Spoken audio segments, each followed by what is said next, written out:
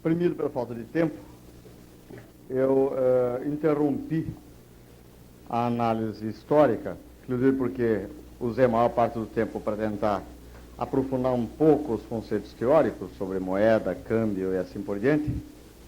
Mas eu interrompi a análise histórica quando estava falando, obrigado, sobre a crise dos anos 30.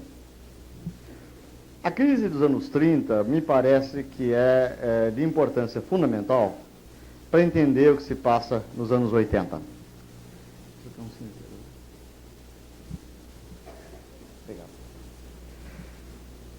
Então eu vou recomeçar com essa crise, tentar discutir um pouquinho suas principais características, principalmente como se saiu da crise, e discutir basicamente o que eu diria que é a herança keynesiana, que vai dominar a economia mundial no período pós-guerra.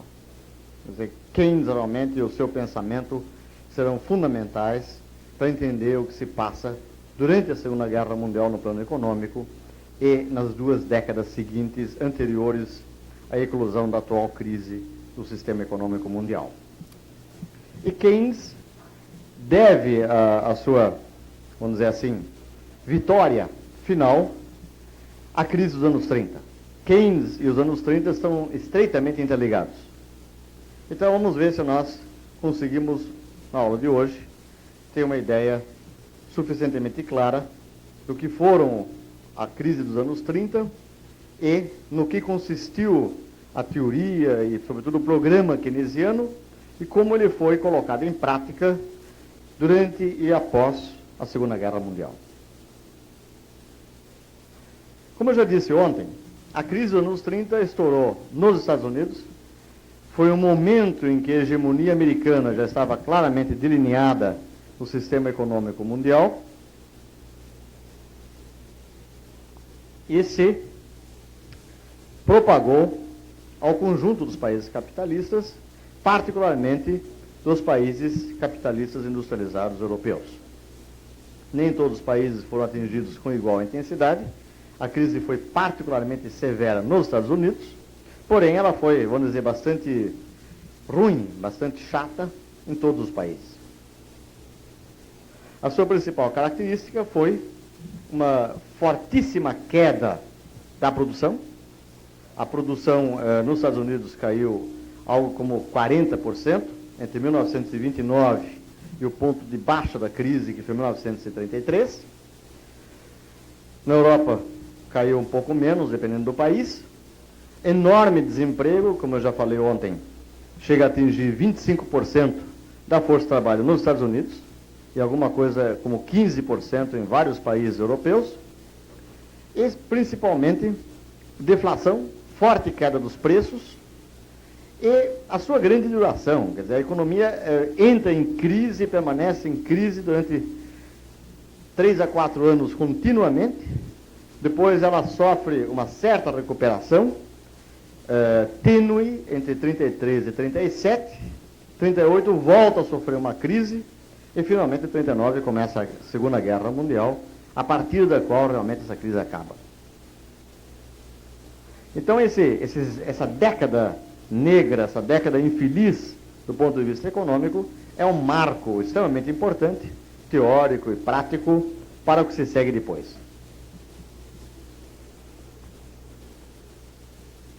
Uma das características fundamentais da crise dos anos 30, como também já referi, eu só estou recordando, é a eliminação definitiva do padrão ouro, consequentemente a substituição do padrão ouro por um sistema de moeda fiduciária, e isso que é importante, moeda fiduciária que será manejada pelo Estado em todos os países, tendendo a tentar eliminar a crise e fazer a economia voltar a crescer. Só que essas tentativas foram em grande parte baldadas, inúteis, porque foram de caráter mercantilista. Quer dizer, houve o que se chamou de neomercantilismo, uma tentativa de crescer para fora mais do que para dentro. Sobretudo na Europa, você tem que pensar que as economias europeias, os países industrializados do Ocidente Europeu, são todos países relativamente pequenos, com alto coeficiente de comércio exterior. Quer dizer, não só a Inglaterra, mas a Alemanha, a Holanda, a Bélgica, a França, Itália e assim por diante, são todos países que dependem, em grau muito maior do que os Estados Unidos, por exemplo, do comércio internacional. Então, parecia lógico que esses países procurassem a demanda que lhes faltava pelos seus produtos dentro do seu país no exterior. Então, o que esse novo sistema monetário procurava alcançar, quer dizer, o que os governos procuravam alcançar através do desligamento de suas moedas de qualquer padrão metálico, era, na verdade, aumentar as exportações. E, através do aumento das exportações, conseguir reviver o nível de atividade, o nível de emprego e, se possível, o nível de investimento.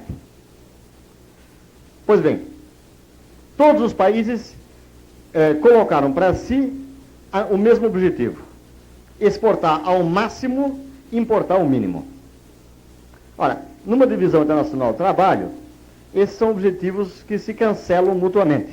Quer dizer, se todo mundo quer vender e ninguém quer comprar, obviamente o que pode acontecer é que ninguém venda. Como não se pode obrigar ninguém a comprar, as medidas de contenção das importações foram eficazes.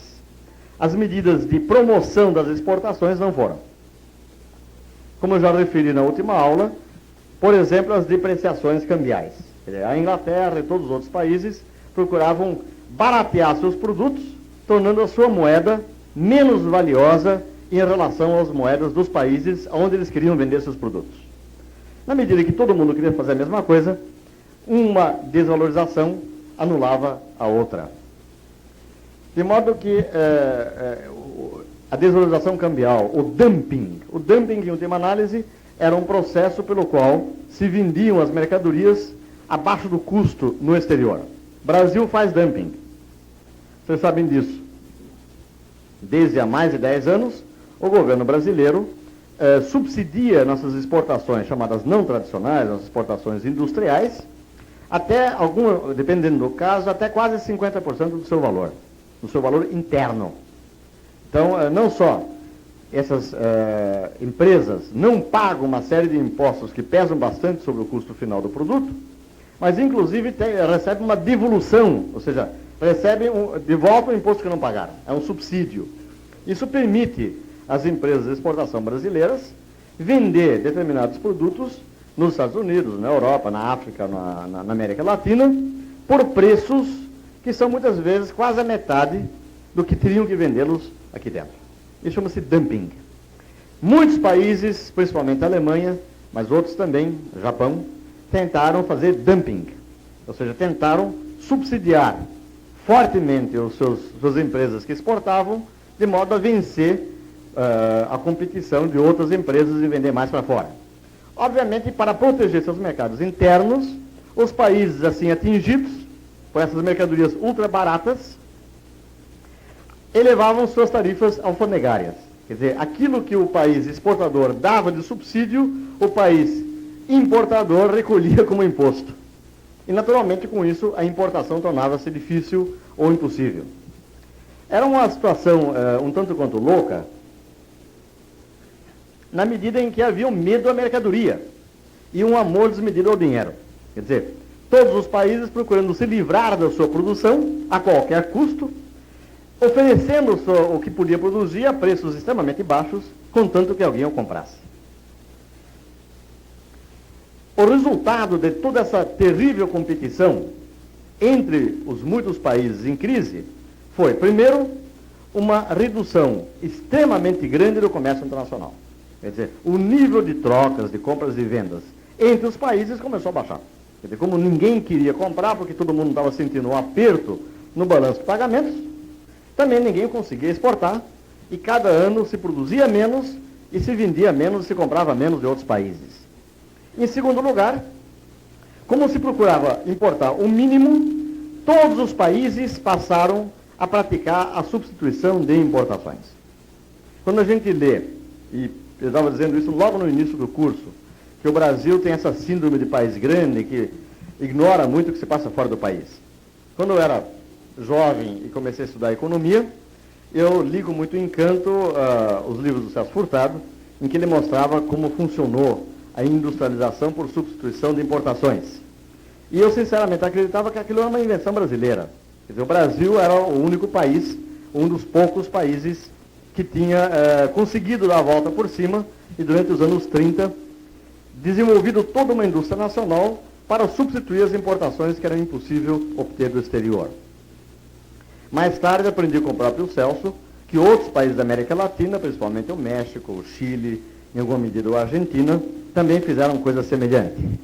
Mas foi muito mais tarde que eu acabei descobrindo que a substituição de importações todos os países fizeram, os mais industrializados. A Alemanha fez substituição de importações, inclusive tornando na época, vocês provavelmente não passaram por isso, um nome alemão como, vamos dizer, de uso internacional, a palavra Ersatz. Quem tem minha idade deve saber o que é Ersatz. Ersatz é um substituto ruim de alguma coisa. Quer dizer, em vez de você ter um produto estrangeiro de boa qualidade, você tem um substituto nacional inferior, tipicamente o whisky brasileiro. Quer dizer, em lugar do Scotch autêntico, você toma uma falsificação feita no país. Então, os alemães, em vez de tomar nosso café, tomavam chicória. E muitos outros produtos também. Então, realmente, durante os anos 30 e durante a Segunda Guerra Mundial, porque durante a guerra o comércio evidentemente não pôde se recuperar, houve uma ampla substituição de importações por parte, eu diria, de todos os países. Quer dizer, o que correspondeu a essa enorme queda do comércio internacional não foi só a crise e a queda da produção, não. Houve uma produção substitutiva. Ou seja, todos os países procuraram se tornar autárquicos, procuraram se tornar autossuficientes, menos dependentes da economia dos outros países. O que significa que a divisão internacional do trabalho sofreu uma verdadeira regressão. Então, enquanto durante o período do padrão ouro, lembram que nós vimos nas aulas anteriores, houve uma crescente entrelaçamento das economias nacionais, em que cada economia exportava aquilo que tinha mais vantagem em produzir com alta produtividade e, em contrapartida, importava de outros países uma quantidade crescente de produtos. Durante os anos 30, inclusive durante a Segunda Guerra Mundial, ou seja, de 1930 a 1945, o que nós notamos é uma queda muito forte do comércio internacional e um aumento na produção nacional, não muito grande, evidentemente, mas algum aumento em substituição àquilo que antes se importava. E, portanto, uma espécie de desagregação do sistema econômico mundial. Por isso que eu chamei a aula que devia ser de ontem, a desagregação e depois a recomposição do sistema econômico mundial. É preciso ainda notar que nos anos 30, vários países ensaiaram usar esse poder do Estado, usar o poder sobre a moeda, sobre o sistema de impostos, para efetivamente superar a crise. Ou seja, aquilo que tornou-se mais tarde conhecido como a prática de políticas anticíclicas. Uma política anticíclica é uma política que pretende compensar ou neutralizar as amplas flutuações da atividade econômica, seja para cima, seja para baixo. Na verdade, no contexto que eu estou discutindo aqui, a política anticíclica era evidentemente uma política para compensar um descenso, uma depressão profunda da atividade econômica. Ou seja, o Estado relevantar a economia, não esperar, como se fazia no passado, na época do padrão ouro, que espontaneamente as forças de mercado se recuperassem e a economia voltasse a crescer, porém, que o Estado ativamente, usando vários tipos de instrumentos, principalmente instrumentos fiscais e instrumentos monetários, fizesse com que a economia voltasse a crescer.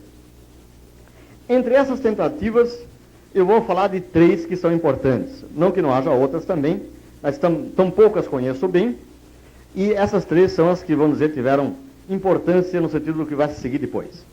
Nos Estados Unidos, houve uma mudança política muito séria. Aliás, isso aconteceu no mundo inteiro, quer dizer, em virtude da crise, houve muitos governos ou partidos de governos que perderam o poder. Está acontecendo agora de novo.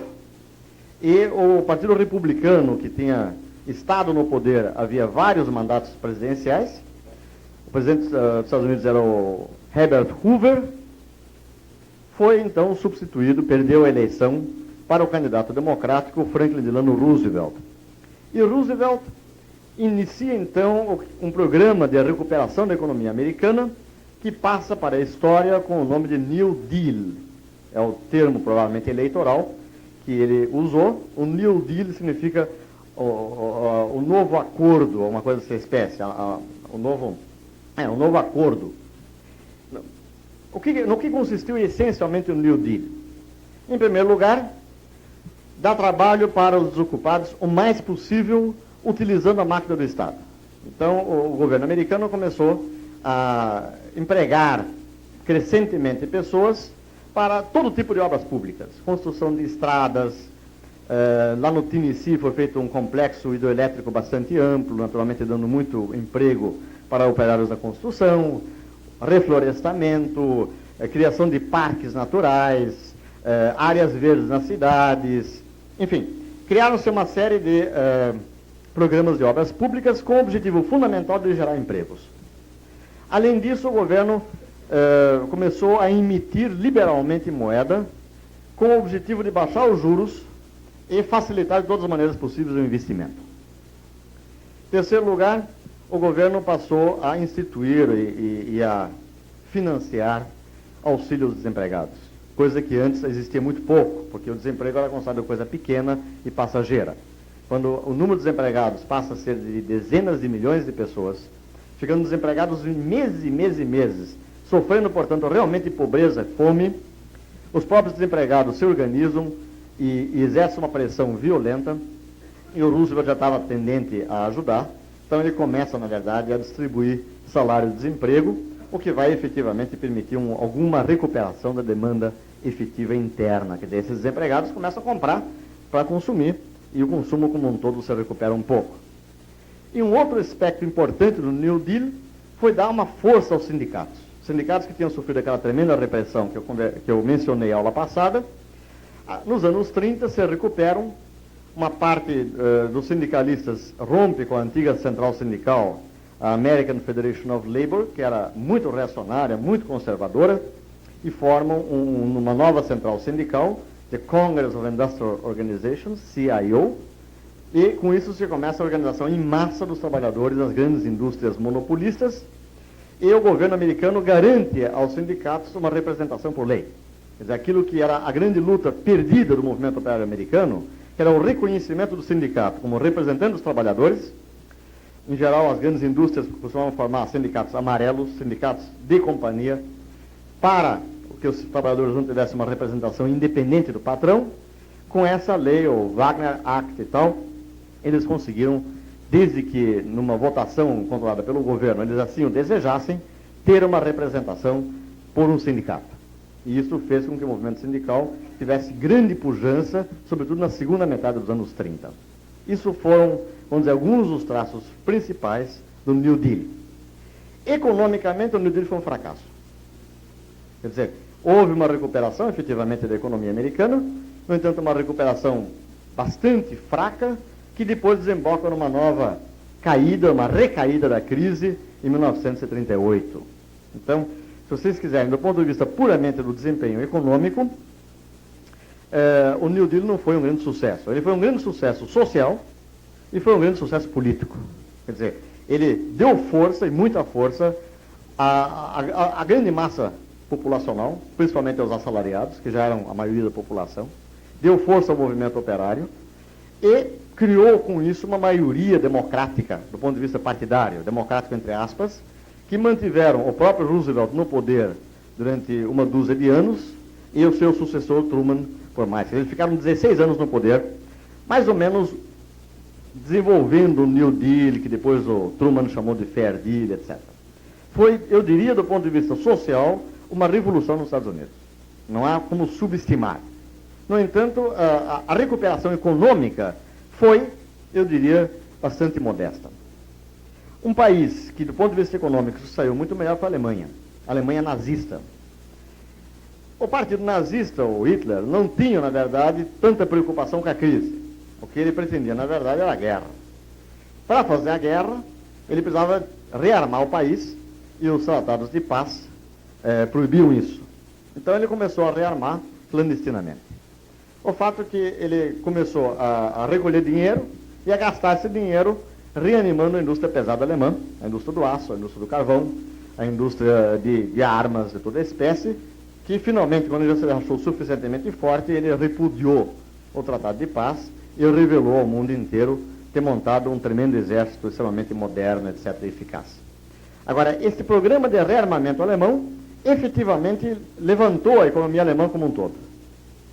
Quer dizer, ao contrário do New Deal, que procurou fazer uma política anticíclica sem nada de armamento, quer dizer, basicamente redistribuindo a renda para baixo, dando dinheiro aos desempregados, permitindo aumentos de salários, dando emprego através de obras públicas e assim por diante, o gasto maciço do Estado para o armamento levou a Alemanha a uma situação, vamos dizer, de pleno emprego quase na véspera da guerra. Do ponto de vista puramente econômico, o nazismo teve mais êxito, eu diria novamente não intencional, não era esta a prioridade do Hitler. A prioridade dele era efetivamente anexar a Áustria, pegar uma parte grande da Tchecoslováquia, se possível ocupar pacificamente a Polônia, e o resultado só podia ser a guerra como foi. Finalmente, a terceira experiência, rapidinho, que eu queria mencionar a vocês, é do nosso país, do Brasil. O Brasil, do ponto de vista econômico, saiu-se muito bem na crise dos anos 30. Também de uma forma não muito deliberada. Quer dizer, entre o que o Getúlio e os seus ministros diziam e os resultados que eles alcançavam, havia uma contradição muito grande. Quer dizer, toda a preocupação no governo era realmente recuperar o café, recuperar a balança de pagamentos, recuperar as exportações, que não era possível na situação em que estava a economia mundial. Mas o que o governo fez de essencial foi comprar o café que não se conseguia exportar, portanto, garantir aos fazendeiros o pagamento, baixo, mas ainda assim não desprezível daquele café, e quando já não era possível mais continuar estocando, ficava muito caro, e não havia possibilidade de vendê-lo, ele foi jogado ao mar, ou então queimado. Coisa que os americanos também fizeram, quer dizer, uma coisa que o Roosevelt fez foi garantir preços mínimos aos agricultores americanos, comprando enormes quantidades de algodão, trigo, carne, etc., etc., foi estocando, e quando já não foi possível mais estocar, também mandou calçar estradas com lã, enfim, tentar destruir aquilo para tentar recuperar os preços. Do ponto de vista da experiência brasileira, essa socialização das perdas, como chamou o Celso Furtado, efetivamente abriu um mercado para a nossa indústria. E é interessante observar que a preocupação toda do governo foi, na verdade, achar que não havia mercado nem para a indústria têxtil, nem para a indústria de calçados e outras indústrias. Então, ele suspendeu as importações de qualquer equipamento para essas indústrias, tão grande parecia ser a capacidade ociosa. Primeiro por um período de 3 anos, de 31 a 34, depois prolongado por mais 3 anos, e os industriais queriam que fosse para tudo sempre, porque aí eles teriam um monopólio, quem tivesse a sua fábrica montada seria um dos poucos que teriam. Na prática, houve um grande crescimento da produção industrial no Brasil, mais ou menos a partir de 33, 34. Quer dizer, houve crise de fato no Brasil, mas foi mais curta, e a partir de 33, 34, a produção industrial começa a crescer, e essa capacidade ociosa que existia foi sendo rapidamente ocupada, e como era proibido importar, seja máquinas teste, seja máquinas para uma série de outros ramos, eles começaram a ser fabricados no Brasil. Então se cria simultaneamente não só uma indústria de bens de consumo corrente, mas também o início da nossa indústria mecânica de bens de capital nos anos 30. Muito bem. Isso então seriam, vamos dizer, as inovações, as principais inovações em política econômica que se observam durante os anos 30, todas elas quebrando o tabu de que a economia deveria repousar exclusivamente sobre os mecanismos de mercado. Todas essas tentativas, com maior ou menor resultados, dizendo que uma atuação ativa do Estado na economia, usando o orçamento público, usando a moeda fiduciária, é, vamos dizer, o caminho correto. Que ia totalmente contra, vamos dizer, a ortodoxia, contra a ciência econômica que se ensinava nas universidades e que todos os homens públicos foram educados nela. Daí a importância de John Maynard Keynes. Keynes era um economista heterodoxo britânico, mas que por razões que, sinceramente, ter dificuldades em explicitar, tinha se transformado no mais prestigioso economista do mundo. O mais prestigioso economista inglês, e naquela época, economia política era uma ciência britânica. Claramente britânica, de modo que são os economistas de Cambridge, particularmente, os que tinham um enorme prestígio mundial. Eu tenho uma leve desconfiança que o prestígio do Keynes provinha do fato de que as obras dele, até aquele momento, eram quase ininteligíveis, a não ser para os coleguinhas de Cambridge. Quem quiser, tente ler o Treatise on Money, que ele escreveu em 1930, e ver se consegue entender. Ele tem uma patota em Cambridge, de grandes nomes, realmente de gente muito boa, e eles discutiam dia e noite, com um nível de abstração bastante grande, e na hora de escrever, eles não têm muita paciência de explicar exatamente tudo aquilo que ele queria dizer, de modo que a gente quebra os dentes procurando entender as obras do Keynes, inclusive a teoria geral, que é a obra de grande prestígio, etc, etc.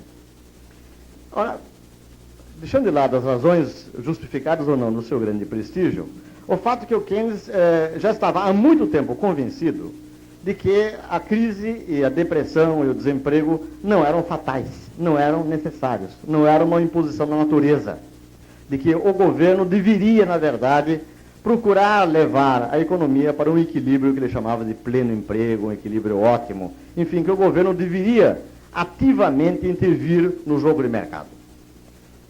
Isso antes da crise dos anos 30, porque ele era britânico e, como eu contei para vocês, a Inglaterra tinha entrado naquela ideia infeliz de restaurar a paridade da libra com o ouro de 1913 e já estava em crise nos anos 20, quando os outros países não estavam ainda.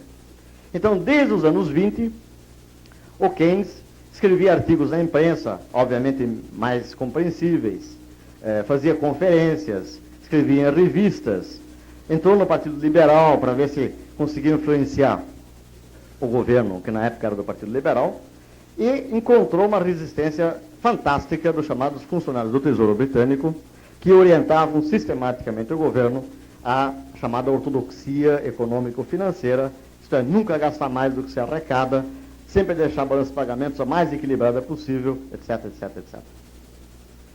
Finalmente, em 1935, Keynes consegue, a partir dos pressupostos da própria ortodoxia, isso que foi um ponto importante, a partir da chamada teoria neoclássica, demonstrar os seus principais teoremas. Num livro chamado Teoria Geral, um nome pretensioso, Teoria Geral do Emprego, da Moeda e dos Juros. Esse livro é de enorme importância, creio que pode se comparar com o Capital, vamos dizer assim, o fundamento teórico da principal escola de pensamento econômico ao lado da marxista hoje em dia, e imediatamente teve um enorme sucesso. Quer dizer, o interessante nessa história não é que Keynes tivesse dito o que disse na teoria geral, porque ele já estava, na verdade, defendendo as mesmas teses, sem, vamos dizer, uma total consistência teórica, mas por intuição, havia muitos anos. Finalmente, na teoria geral, ele consegue demonstrar de uma forma muito lógica, embora eu repito, incompreensível para o leigo, mas depois que você entra e consegue descobrir o que ele quer dizer com aquelas coisas todas, e entende, é realmente um livro bastante consistente, extremamente engenhoso, e o livro tem sucesso imediato. Essa é a grande novidade nessa história. Quer dizer, ocorre a chamada Revolução Keynesiana. Essa revolução é uma revolução acadêmica, quer dizer, os jovens professores, os jovens economistas se apaixonam instantaneamente pelas ideias de Keynes, principalmente nos Estados Unidos. Ele passa a ter mais aceitação nos Estados Unidos do que na Inglaterra, de acordo com o velho ditado que santo de casa não faz milagre.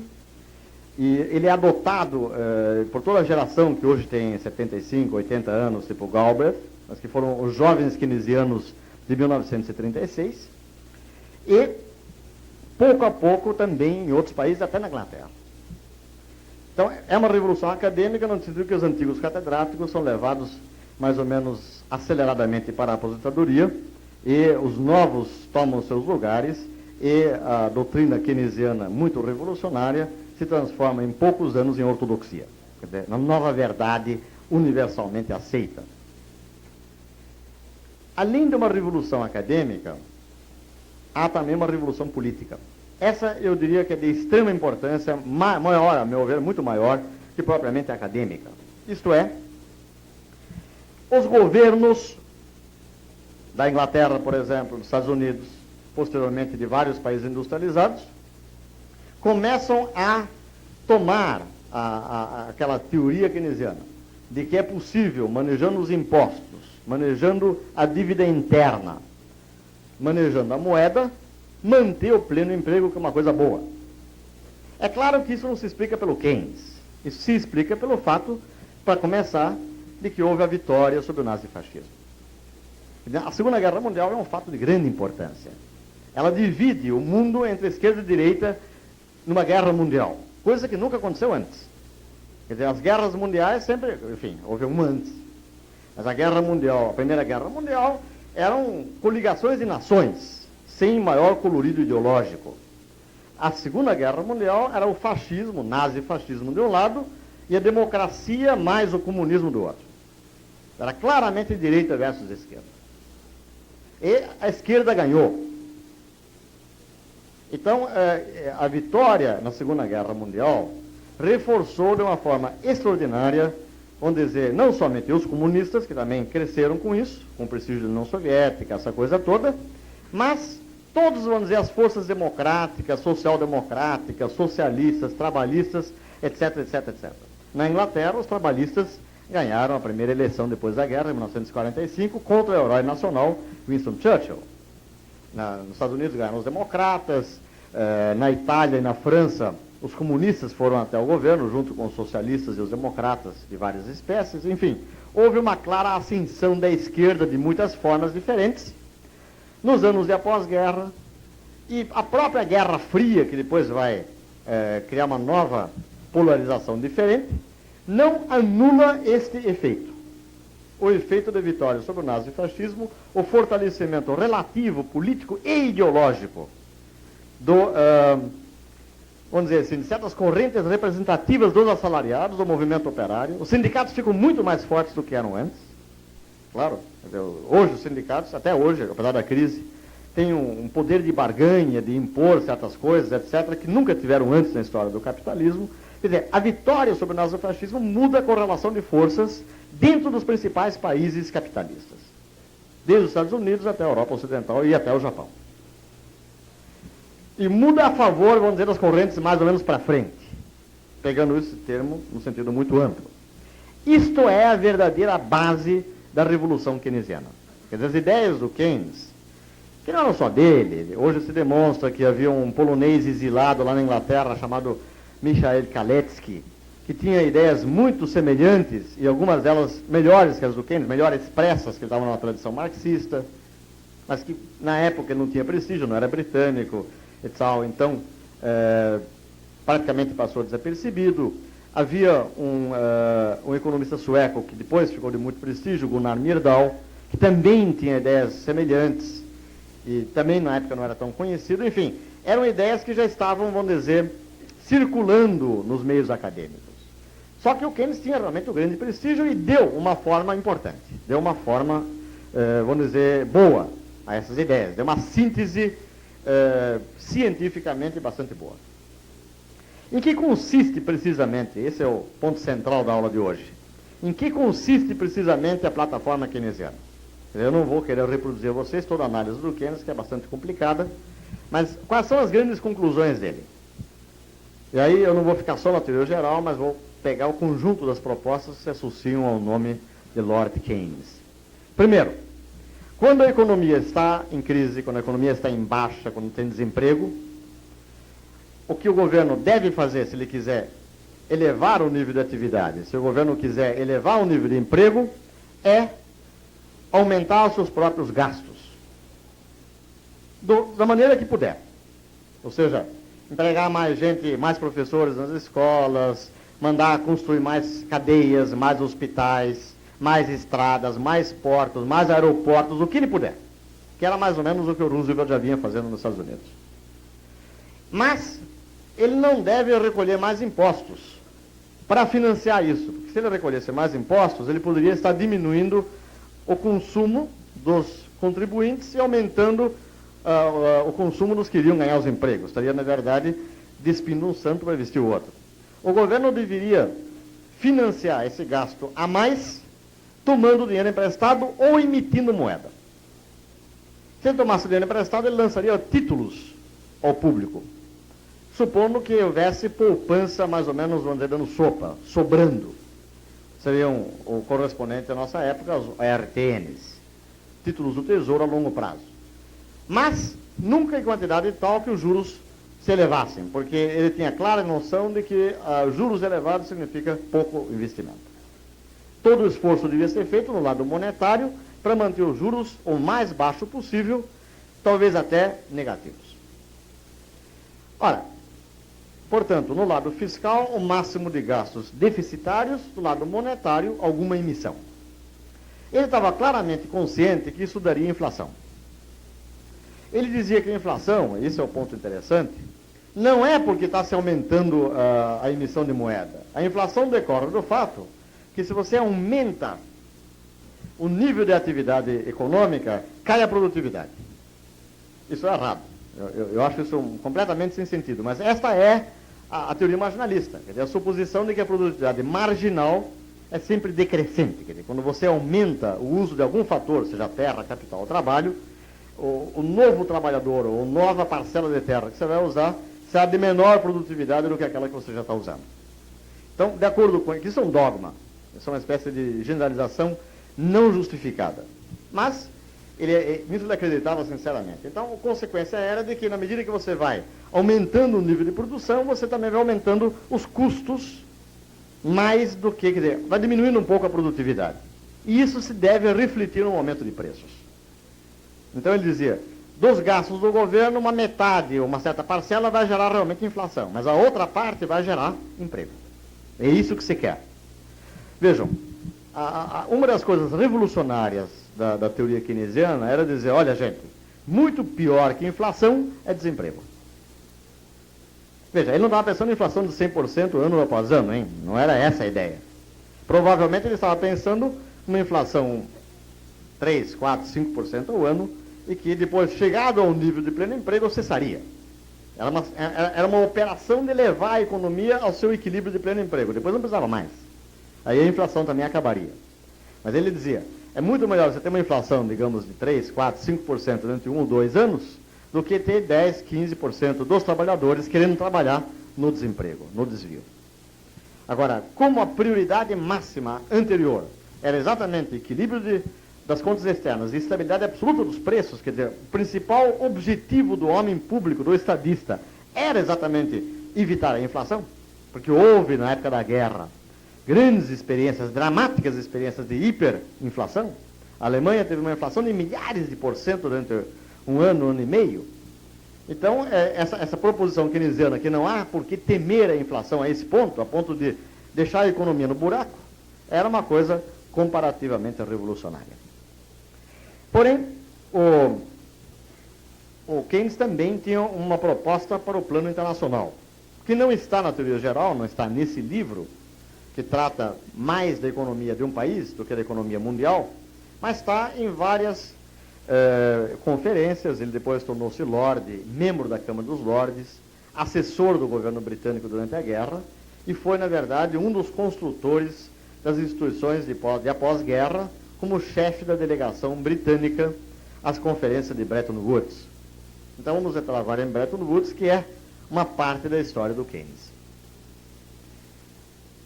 Em primeiro lugar, recordo mais uma vez, durante a Segunda Guerra Mundial, havia apenas uma nação hegemônica, do lado aliado, evidentemente, que era os Estados Unidos.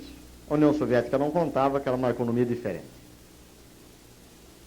Ao lado dos Estados Unidos só tinha um outro parceiro com quem negociar, que era a Inglaterra, ou Grã-Bretanha. Já muito dependente dos Estados Unidos, sem dúvida nenhuma. Por quê? Porque a França estava sob ocupação. As outras grandes potências capitalistas estavam do outro lado, que era o Japão, a Alemanha e a Itália. Então, toda a montagem das instituições econômicas se fez praticamente através da confabulação, através do diálogo entre o Tesouro Britânico e o Tesouro Americano. É incrível, mas foi assim. Então, Keynes fez um plano em nome do Tesouro Britânico e o Dexter White, parece que esse é o nome do cavalheiro, que era o secretário do Tesouro americano, fez um plano dos Estados Unidos. E esses planos foram trocados, Keynes os expôs na Câmara dos Lordes, e daí surgiu, em 1944, a Conferência de Bretton Woods, que era uma conferência essencialmente anglo-americana, com a presença de mais uns 20 e poucos países, que tinham que mais ou menos aceitar pacificamente aquilo que os ingleses e americanos propunham, mas na verdade quem tinha voto decisivo eram os americanos. O que é que então se pretendia em Bretton Woods? Keynes, muito coerente com aquela ideia de que o governo deve assumir a responsabilidade pelo andamento geral da economia.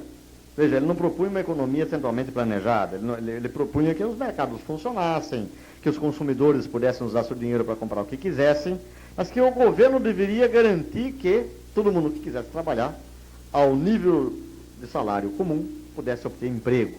Tá certo? Essa era a ideia fundamental dele.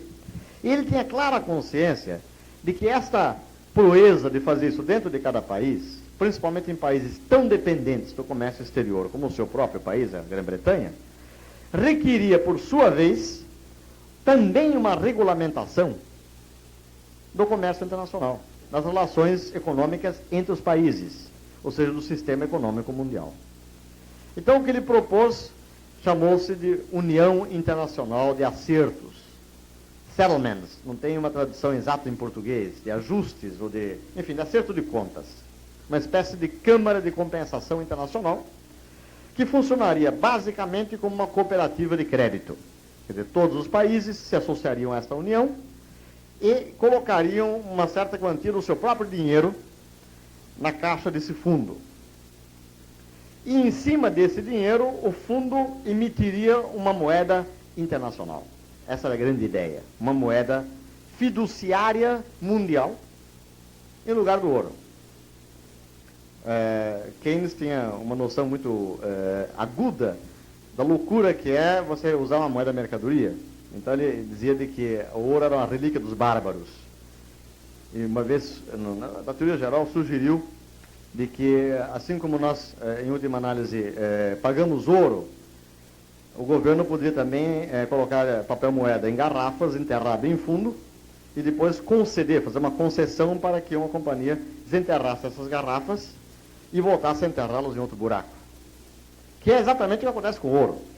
Quer dizer, uma companhia mineradora extrai o ouro das entranhas da terra, esse ouro é refinado e depois ele é enterrado nos cofres fortes e fica lá o resto do tempo. Você podia fazer isso também com qualquer outro símbolo.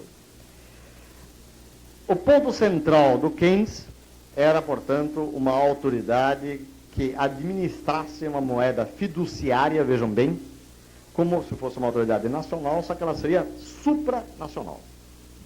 E a proposta do Keynes era das mais democráticas, quer dizer, haveria essa união na qual participariam todos os países e cada país teria automaticamente o direito à ajuda, se precisasse, de recursos para comprar em outros países, se não tivesse um aperto na balança de pagamentos, esse era o problema fundamental, nesta moeda que seria emitida por uma tecnocracia